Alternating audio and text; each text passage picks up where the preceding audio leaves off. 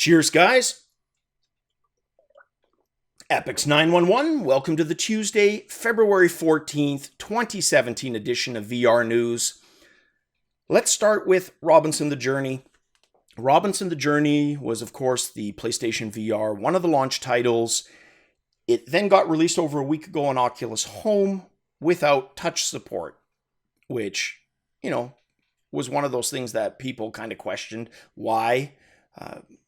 The understanding and the hope is that gets released later. When they announced the Steam VR version being launched, most assumed it would also be without touch support, and they were right. What they didn't expect was that the game wouldn't frickin' launch. It actually shipped with a showstopper bug where most people, near 100%, could not launch the game. Apparently, as of today, the most recent update fixes that. So if you were on the sidelines waiting for this game, now you can purchase it and actually play it. All right, I said it was February 14th, which of course is Valentine's Day.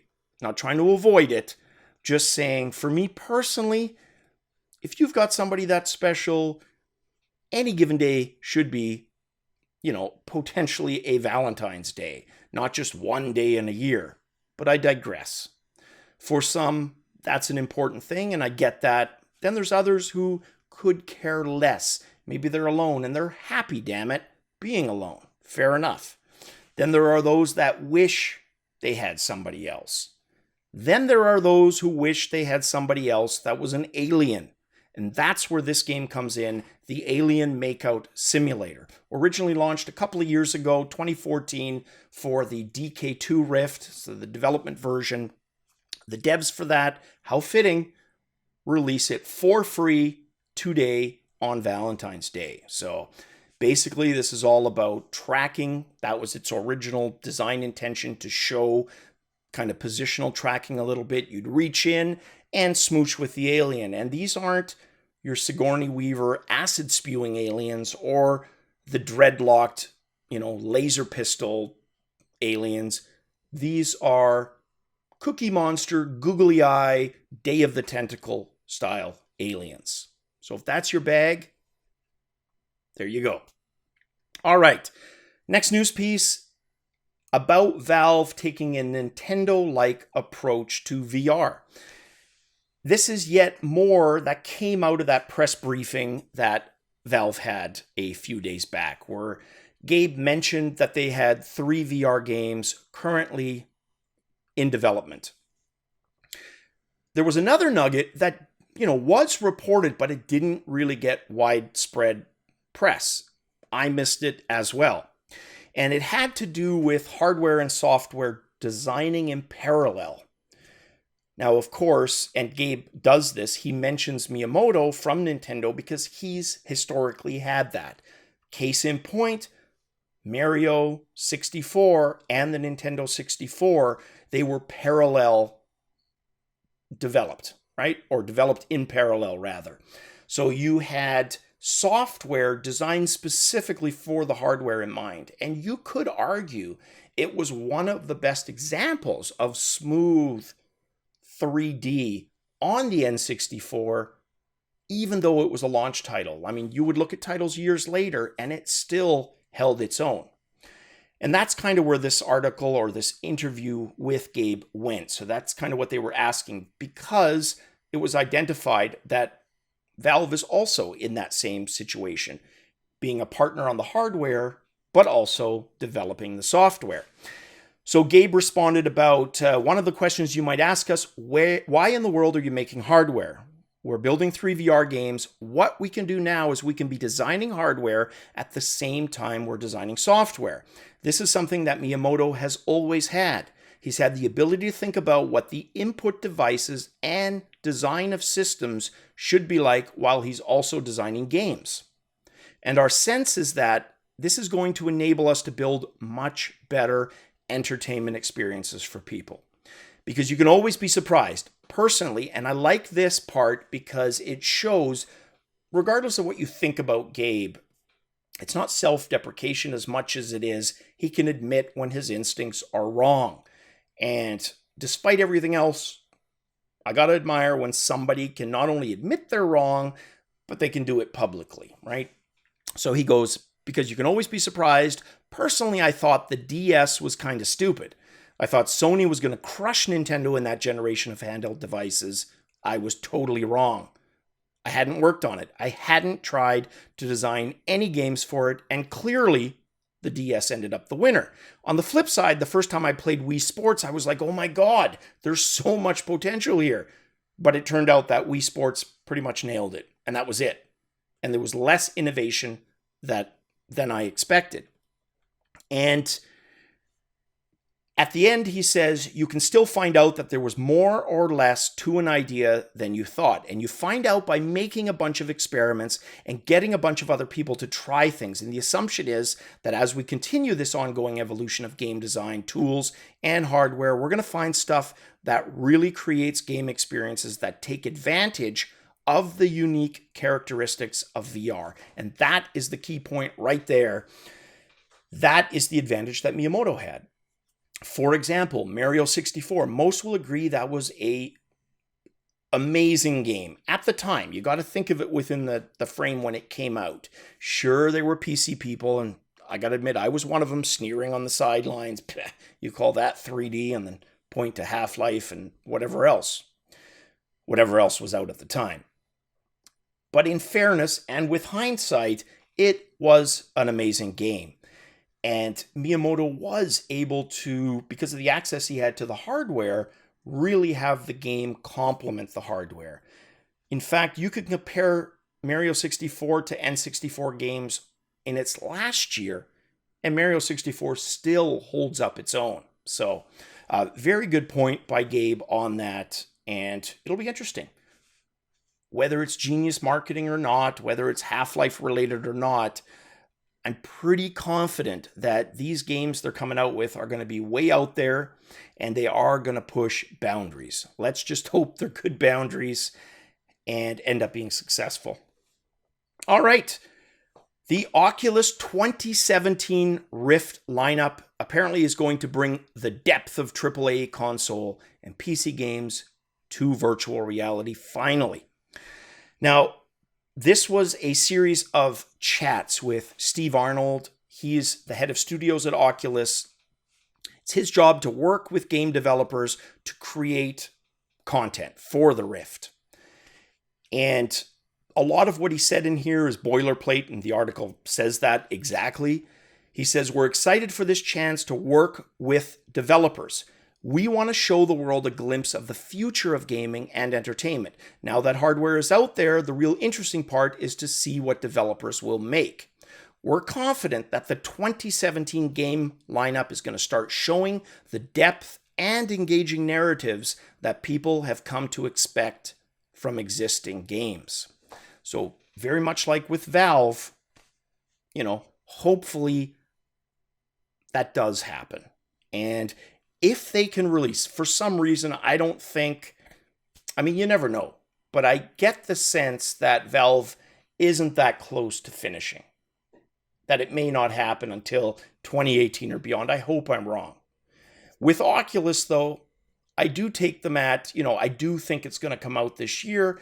It's probably also going to be later in the year, though. But hopefully, 2017 ends with a bunch of games that we can look back and say, you know what, that helped sales, and that helped sales. Hopefully. All right, the next news piece has to do with IMAX. We haven't talked about these guys for a while. They had, of course, delayed their whole VR experiences that they had in tandem at IMAX locations in theaters. We talked about Star VR as being one of the vendors.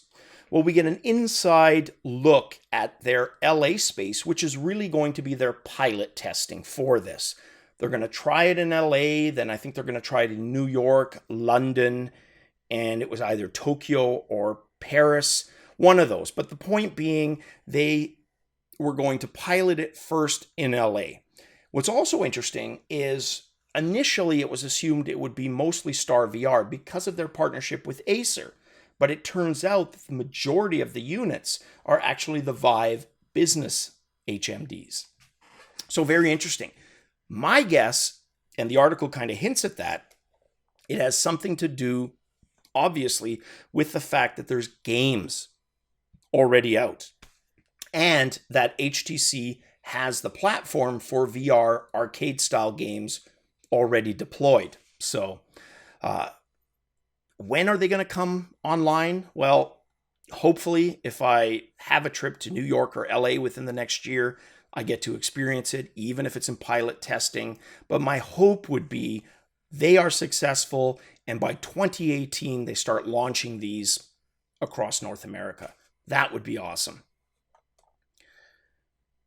Speaking of Nintendo, Miyamoto, he's kind of doing not a flip-flop, but his whole VR take on things as follows.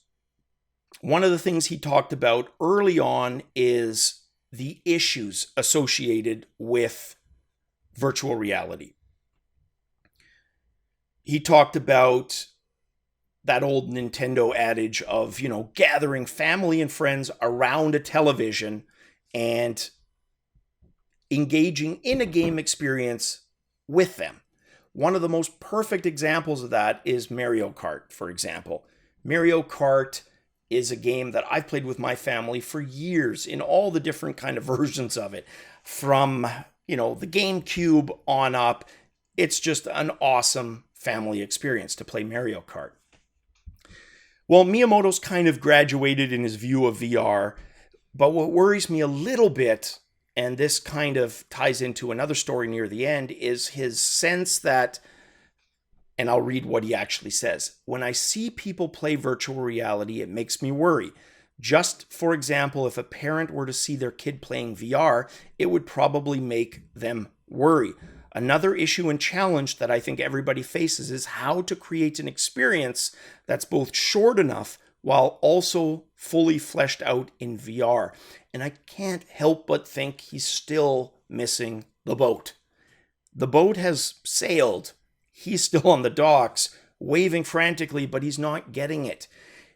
And it's the same thing we're seeing from the press, in some areas with regards to VR, the doom and gloom reporting. To me, it just doesn't seem like he's tried it even.